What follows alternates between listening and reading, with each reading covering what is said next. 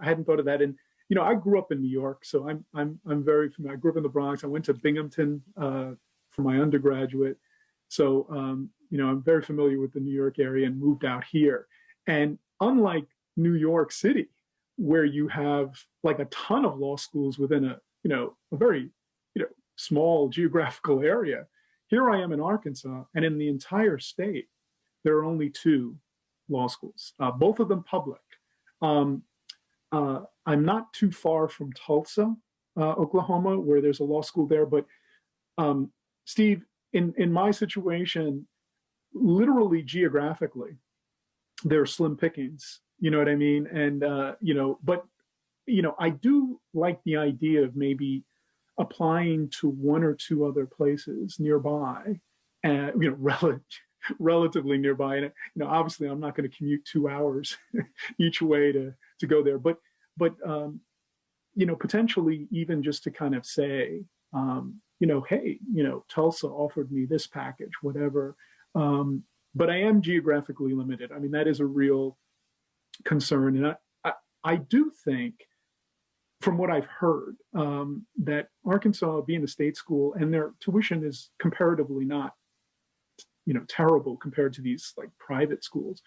But the main thing with them is that if you have the numbers, they will give you, scholarship money, and in my particular case, I completed my undergraduate degree over 20 years ago. I had like a 3.4. So it's okay, but it's not stellar, but it's solid. I took a challenging major and stuff like that. But I really do think, for me, if I could score in that one mid-50 range, and maybe I shouldn't set my sights lower. I mean, I hear your story. I read your story. A year, and you were very honest about your trials and tribulations. I mean, of going through this and things that you would do differently if you had to do it again. But you did the blood, sweat, and tears route for a year. And the result was that 175, I believe, something like that. Yeah. From my vantage point, I don't know if that's attainable, but I think if I could score in the 160s, mid 160s, that would secure a good bit of money, and not necessarily a full one, but it would secure, because I think they're 75 percentile LSAT. When I looked at the report, I think it's the 509 report for 2020. It's like a 159.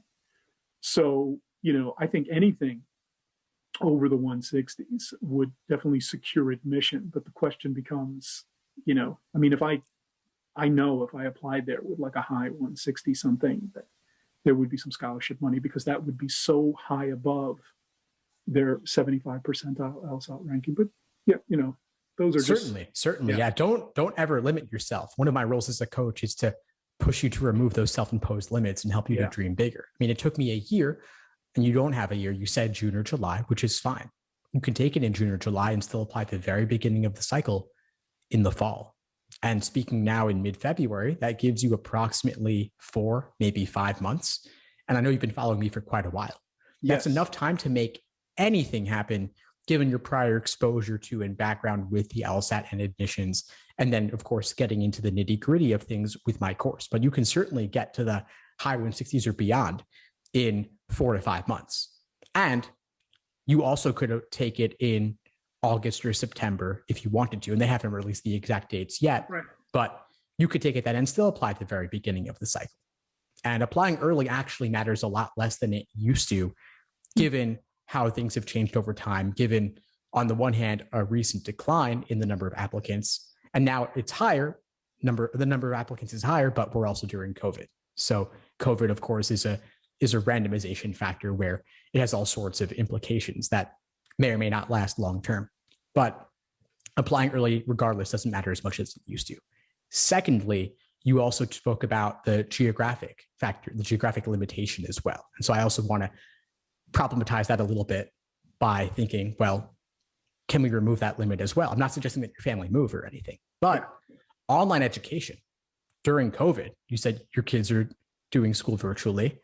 Who knows how long COVID will last? I mean, vaccinations are rolling out, but that could take a while. And it's going to have long-term effects where you could potentially do the majority or possibly all of law school online if the ABA changes its policies, which there's a lot of pressure to do. So you may have a lot of different options available for law school, not just Arkansas or Tulsa, Oklahoma, and 2-hour-long commutes and such. You may be able to do a lot online, and then there are people who will relocate temporarily just for a week or two periodically to do whatever in-person requirements there are. But all of this is very much up in the air. But regardless, schools are aware of that, and you could apply to a wider variety simply for the negotiation leverage. Thanks for tuning into the show. Please subscribe if you haven't done so already to be notified of new episodes as I release them. And feel free to reach out if you need anything at all as you move forward with your prep.